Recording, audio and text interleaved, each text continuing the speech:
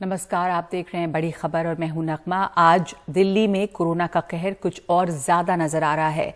दिल्ली में 24 घंटे में 11,491 नए मामले सामने आए हैं, जबकि इसी दौरान 72 लोगों की मौत हो गई है। दिल्ली में लगातार दूसरे दिन 10,000 से ज्यादा मामले सामने आए हैं, जबकि इस साल की सबसे ज्यादा मौतें भी हुई हैं।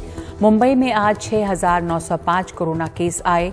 हालांकि आज बस 39,398 टेस्ट हुए हैं और कोरोना से कुल 43 लोगों की मौत हुई है। दिल्ली में कोरोना का ये हाल देखकर राज्य सरकार ने कई अहम फैसले किए हैं। अब दिल्ली के 14 प्राइवेट अस्पतालों को पूरी तरह से कोविड अस्पतालों में बदल दिया गया है।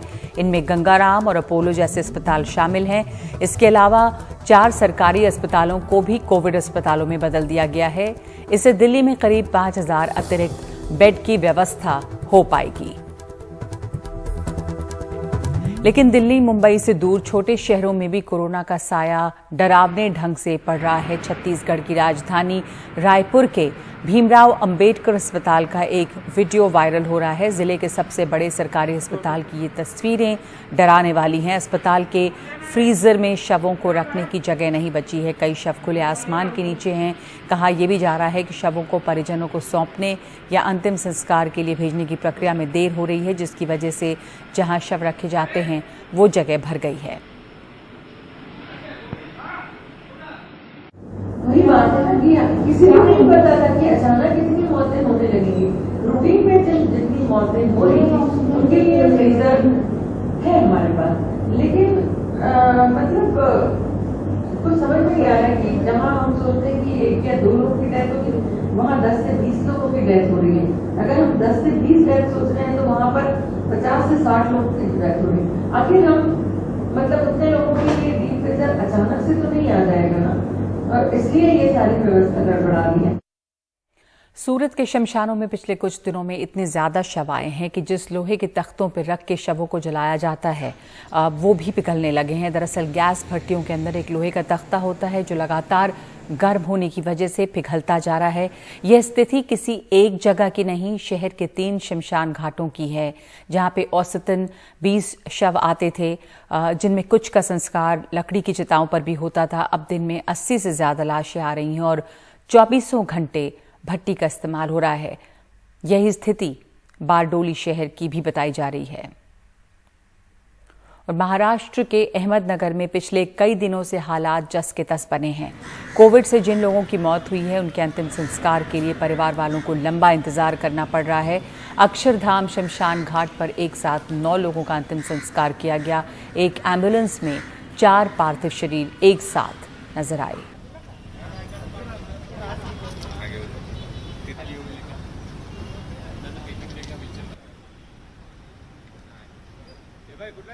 और जिस तरह से कोरोना के मामले बढ़ रहे हैं उसे देखते हुए राज्य अपने अपने ढंग से पाबंदियां लगा रहा है।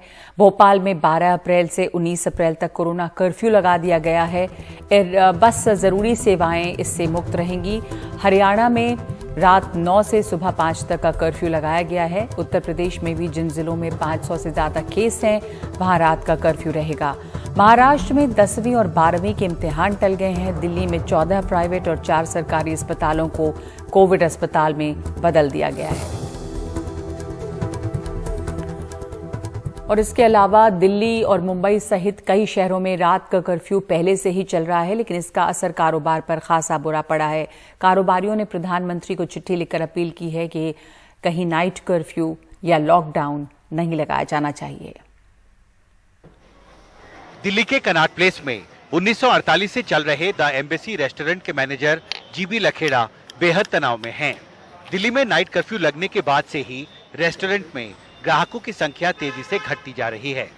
साल के शुरू में बिजनेस 50% तक वापस आ गया था, लेकिन पिछले 2 हफ्ते से बढ़ता कोरोना देख लोग घटने लगे और रही सही कसर रात के कर्फ्यू ने पूरी कर दी। मैं इस वक्त कनॉट प्लेस के द एम्बेसी रेस्टोरेंट में हूं और आमतौर पर इस वक्त पर जो लंच टाइम है ऑक्यूपेंसी लेवल यहाँ 50% तक होती थी, लेकिन इस बार जिस तरह से कोरोना के मामले तेज़ी से बढ़ रहे हैं उसके बाद आम लोगों में भी डर है और इसकी वजह से यहाँ पर जो ऑक्यूपेंसी है वो अभी 10% भी नहीं है। सर मैं क्या होता 5% रहेगा, 10% बिजनेस भी नहीं आया हमारे 4-5 डेज से। अभी हमने जो भी सैनिटाइज से जो भी उसके हमने सारी नॉर्म्स ले रखी हैं, पूरा प्रोटोकॉल फॉलो किया है, प्रोटोकॉल फॉलो कर रहे हैं। इसमें एक्सपेंसिव भी बढ़ गए हमारे, बड़े हैं, चलो ठीक है, वो एक हेल्थ वाइज है, सबके लिए करना पड़ेगा। हमने सभी के लिए जो हमारे पास गेस्ट आएगा सबसे पहले हमें उसकी लाइफ को है, फिर हमने उसको बढ़िया खाना देना है, तो इस चीज़ को करना है, इससे कोई वो नहीं है। पर खर्चे बढ़ गए हैं और खर्चे ज़्यादा बढ़ गए और इनकम जीरो है।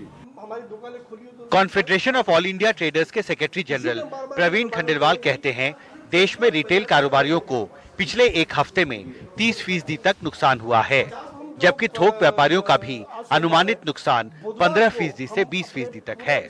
लगभग 8,000 से अधिक व्यापारियों ने इस ऑनलाइन सर्वे में भाग लिया, जो पूरे देश भर से के व्यापारी नेता थे, व्यापारी एसोसिएशनों के लोग थे।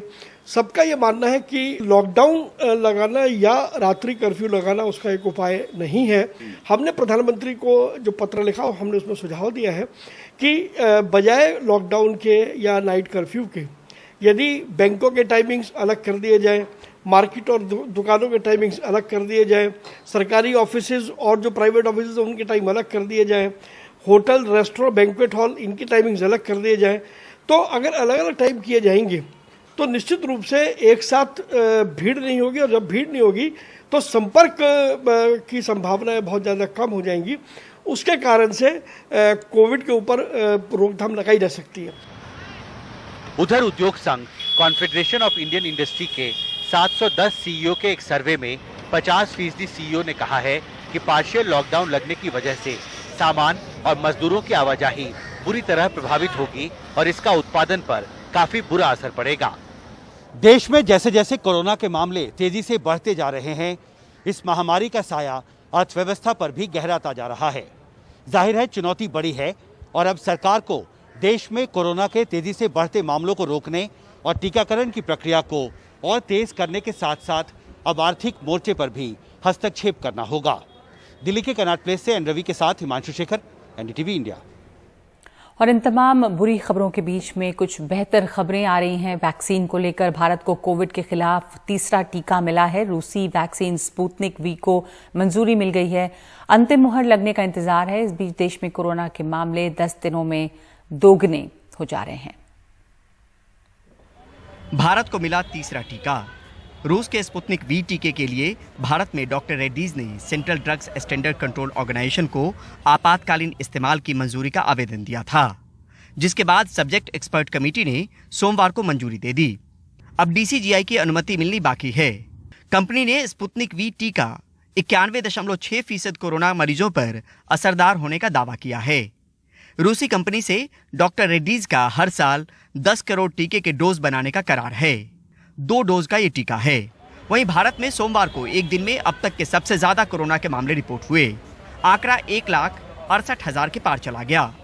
वहीं दूसरी लहर में मौत का आंकड़ा भी सोमवार को सबसे ज्यादा 904 रहा। 10 दिनों में ही भारत में कोरोना के मामले दुगुने हो गए। लगातार छठे दिन भारत में एक दिन में 1 लाख से ज्यादा मामले रिपोर्ट हुए। इस साल जनवरी में कुल 4,78,000, फरवरी में 3,50,000, मार्च में 10,25,000 और अप्रैल के 12 दिनों में ही 13 लाख से ज्यादा कोरोना के मामले रिपोर्ट हो चुके हैं। डर के बीच उम्मीद मिली है। आंकड़े बढ़ रहे हैं, आबादी बढ़ी है, एहतियात के साथ साथ तेजी टीकाकरण में भी लाना है। लिहाजा आशंकाओं के बीच नए टीके के तौर पर संभावना मिली है। नई दिल्ली से परिमल कुमार, एनडीटीवी इंडिया।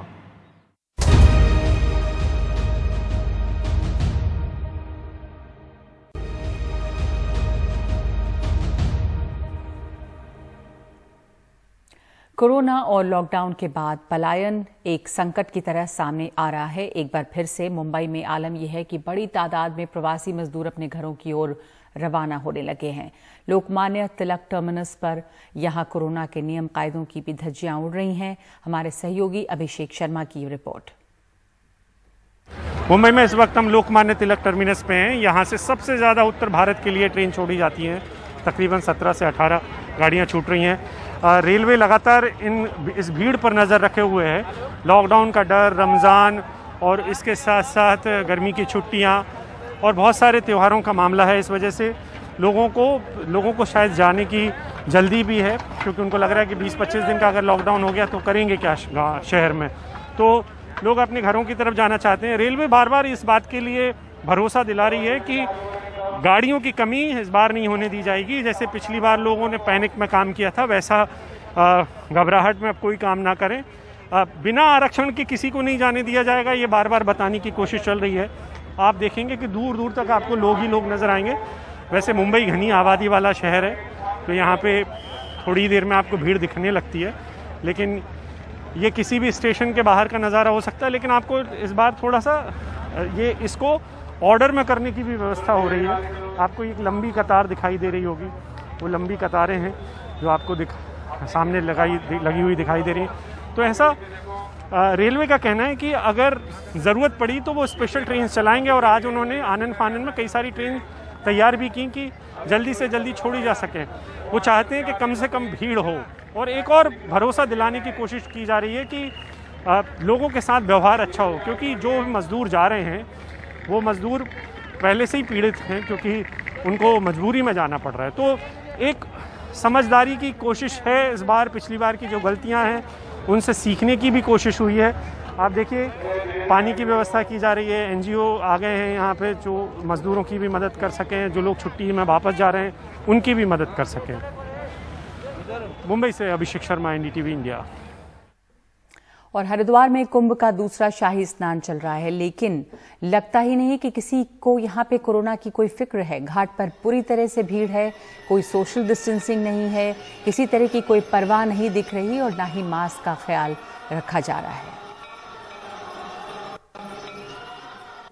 इस वक्त हम हरिद्वार की हर की पौड़ी पर मौजूद है, जहां पर सभी अखाड़ों का आना लगा हुआ है। आप मेरे पीछे देख सकते हैं कि यहाँ पर हजारों या लाखों की संख्या में श्रद्धालु और साधु महात्मा जुट रहे हैं। सुबह 9 बजे से अखाड़ों के आने का सिलसिला शुरू हो गया था।